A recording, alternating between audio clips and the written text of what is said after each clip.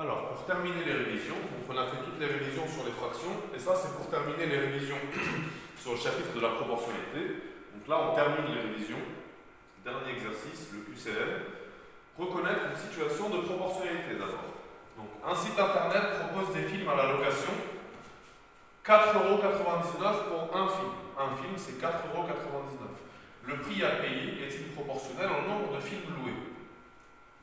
Ben là, ça a l'air d'être oui.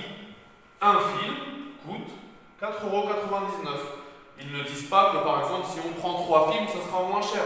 Ils disent qu'un film coûte 4,99 €. 2 films, ça sera 2 fois 4,99 €, etc. Ça, c'est une situation, oui, de proportionnalité. Sauf s'ils nous avaient dit qu'il y avait une réduction pour qu'on achète, je ne sais pas moi, 10 films ou un certain nombre de films. Mais là, ils ne disent pas. Ils disent juste qu'un film coûte 4,90 €. Donc, c'est proportionnel.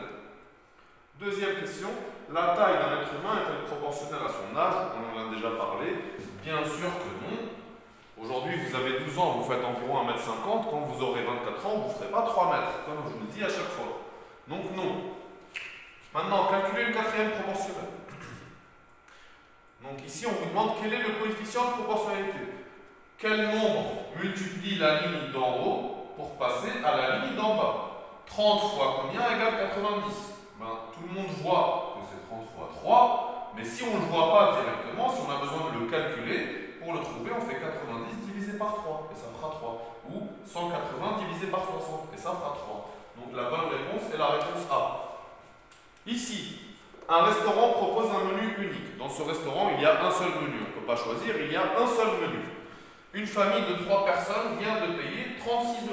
Donc dans ce restaurant, 3 personnes payent 36 €. Combien va payer un groupe de 12 personnes? On va faire un petit tableau.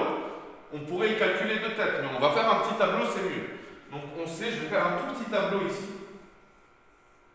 Qu'est-ce qu'on sait, nous? On sait que 3 personnes payent 36 €. Dans ce restaurant, c'est toujours, il y a un seul menu, donc il n'y a pas le choix. Il n'y a pas, moi je vais payer un prix et quelqu'un d'autre va payer un autre prix. On paye tous le même prix parce qu'on prend tous la même chose. Donc 3 personnes qui payent 36 €, et nous on veut savoir combien payeraient 12 personnes. Alors on pourrait calculer le coefficient de proportionnalité. 36 divisé par 3, c'est 12. Donc on pourrait faire 12 fois 12. Encore plus simple, on voit que 3 fois 4, ça fait 12. Donc on doit faire 36 fois 4 pour avoir le nombre ici.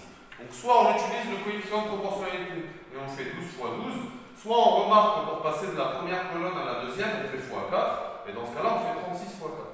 Dans les deux cas, on trouve le même résultat, on trouve 144. 12 personnes paieraient 144 €. Dernière question sur le pourcentage. Donc, Sabine a acheté 60 mètres de tissu pour faire des rideaux. Elle a obtenu 20% de tissu gratuit en plus. Elle a acheté 60 mètres, elle a eu 20% de tissu gratuit en plus. Combien de mètres de tissu a-t-elle obtenu? Ce qu'elle a obtenu comme tissu gratuit, c'est 20%. 20% de quoi? 20% de ce qu'elle a acheté. Qu'est-ce qu'elle a acheté? Elle a acheté 60 mètres.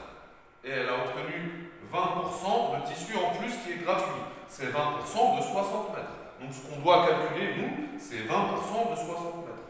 Donc si on calcule 20% de 60, ça revient à calculer 20 divisé par 100 fois 60. Et si vous faites ce calcul, 20% de 60, vous allez trouver 12 mètres. Donc voilà. On a terminé maintenant les révisions. À vous de continuer à réviser plus pendant tout le week-end. Dimanche, je vous dirai de continuer encore à faire des révisions, normalement, ou peut-être je vous dirai quels exercices faire en plus pour faire des révisions, mais dimanche, ce sera encore des révisions, et vous serez, je pense, libre de réviser comme vous voulez. Et donc lundi, on a l'examen. Vous devrez, si vous regardez bien toutes les vidéos, et normalement, vous devriez les comprendre. Et si vous ne les comprenez pas, envoyez-moi des messages pour que j'essaye de vous réexpliquer individuellement. Mais j'espère vraiment que tout le monde va réussir l'évaluation. Pas comme le quiz, que je viens encore de corriger, le deuxième quiz. Il y en a qui ont très bien fait, mais il y en a qui ont très mal fait. Et ceux qui ont très mal fait, je suis sûr que vous n'avez pas bien suivi les vidéos. Bon courage.